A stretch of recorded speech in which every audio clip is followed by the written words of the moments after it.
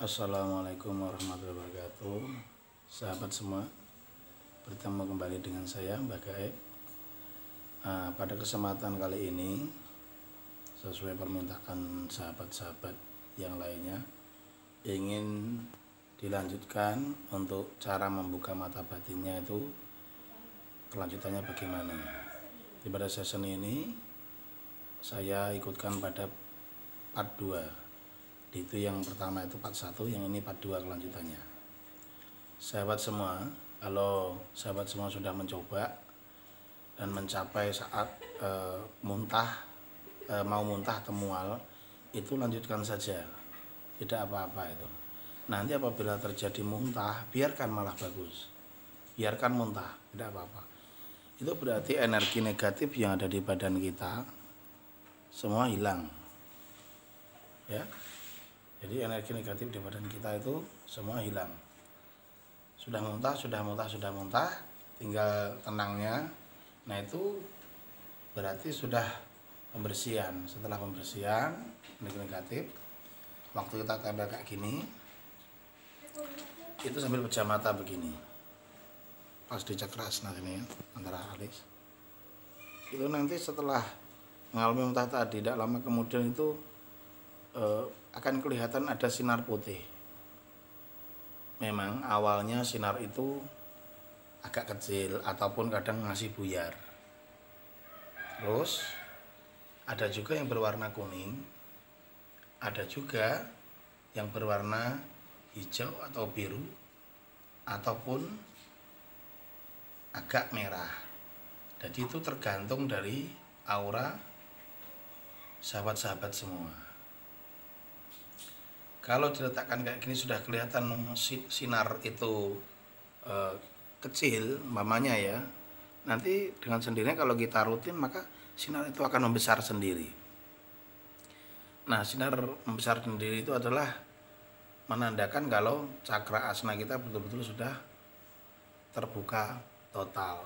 Nah, sahabat semua, untuk aplikasi pemakaian mata batin itu saya jelaskan itu ada 2.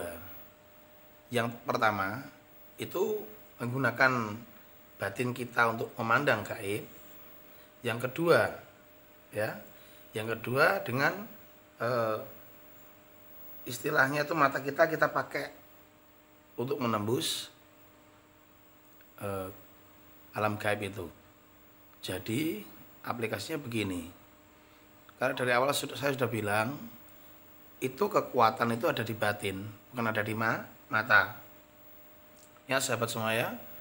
Untuk yang pertama tadi, yang untuk di batin. Nah, kalau kita sudah terbuka kayak itu, kita tinggal pejamkan mata. Arahkan mana yang mau sahabat sampean semua tuju. Misalnya di dapur kita ataupun di tempat-tempat keramat itu, maka radar gaib itu akan terbuka sendiri. Sambil kayak gini boleh. Kalau sudah terlatih sambil pejam juga boleh. Kalau kayak gini biar konsentrasinya jadi satu batinnya itu. Nah, nanti akan timbul sesuatu kemunculan. Nah, kemunculan itulah berarti di situ alam gaib kita menembus ke alam gaib itu gitu. Kita sudah menembus ke alam gaib di tempat itu. Apabila kemunculannya ada yang aneh atau menyeramkan, bentuknya apa gitu ya, atau banyak pohon atau sungai, itu adalah keadaan alam gaib yang ada di situ. Memang mungkin sahabat semua tidak takut karena beda ya batin kita, rasa batin kita dengan rasa zahir kita. Kalau zahir kita ini kan dikuasai oleh nafsu yang mengikatnya, sehingga ada ketakutan kalau misalnya melihat kayak pocong, ada yang hitam-hitam itu kan, itu takut misalnya, bentuknya bentuknya mungkin menakutkan gitu. Itu mungkin takut itu kalau alam dunia. Kalau sampean menembus melalui batin tadi, ya nggak takut. Karena itu munculnya bayangan itu jangan kita munculkan, tapi dia muncul sendiri. Kalau kita munculkan itu namanya bukan memandang mata batin, Tapi kalau kita istilahnya memunculkan, berarti itu sama dengan kita berhalusinasi ya, atau mengarang atau melamun. Nah, itu beda dengan mata batin. Mata batin itu walaupun bagaimana, insya Allah sama dengan misalnya ada 3, 2, 4 orang. Nah, tapi memang begini ya, tingkatan menembusnya beda-beda mungkin. Ada yang bisa total nian, ada yang separuh, ada yang cuman sedikit. Seperti orang mengintip itulah ya, orang mengintip itu ada yang pandangannya bisa luas, ada pandangannya bisa sedikit, itu tergantung latihannya tadi. Nah, sahabat semua, yang mengikuti video saya, jangan lupa ya, ikuti saya dengan subscribe saya, channel saya, di like. Jadi insya Allah banyak pembelajaran setelah ini ya. Mungkin saya akan mengajari tenaga dalam atau kekuatan, kekebalan atau apa, nanti saya ajari, itu murni tanpa hodam. Saya lagi sahabat ya. Jadi aplikasinya itu memang seperti itu memandangnya. Nah, waktu yang sinar putih yang saya bilang tadi, yang bisa membesar itu sebetulnya lorong waktu ataupun lorong batin. Kalau kita turuti ke sana terus, kita bisa melewati beberapa alam astral gitu. Tapi untuk itu penjelasannya nanti yang part 3 saja. Apabila sudah banyak yang bertanya, mungkin saya lanjutkan. Oke sahabat, untuk yang kedua tadi menggunakan mata kita. Sebetulnya mata kita itu hanya untuk sandaran gitu. Misalnya sampean memandang begini, saya melihat sampean begini misalnya. Matanya memandang, tapi batinnya yang tertangkap gitu loh. Jadi penampakan itu akan muncul bisa dari mata langsung, bisa dari batin. Karena istilahnya kita sudah tertembus latihannya tadi. Nah, bagaimana mengaplikasikannya gitu ya? Silakan sahabat ya.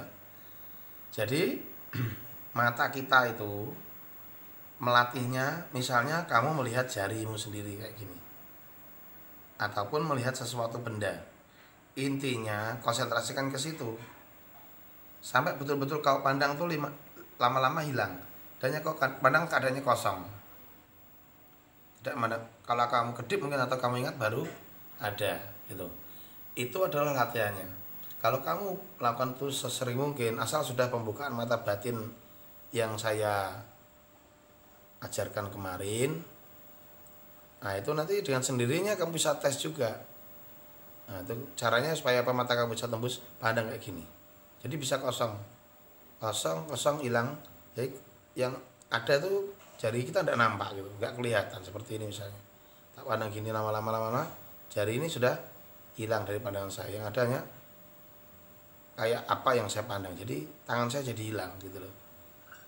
Kalau itu mampu seperti itu, mudah lagi, sahabat tinggal memandang ke arah situ bentar. Tapi ingat ya, jangan dikedip-kedipkan ataupun Anda menatapnya dengan tatapan mata, jangan. Tapi pandang matanya terus tenangkan batin. Nah, niatkan untuk menembus batin, alam batin. Saya memandang kayak kosong, nampak langsung kelihatan dia. Di situ apakah ada kayak wewe misalnya, ataupun gendruwo kalau bahasa kita mungkin ya. Yang jelas makhluk halus seperti itu tuh mungkin bisa kita jumpai. Nah ingat ya, tujuan saya menjelaskan ilmu ini bukan sekedar untuk main-main. Jadi niatkan untuk sampean betul-betul kepingin bisa gitu.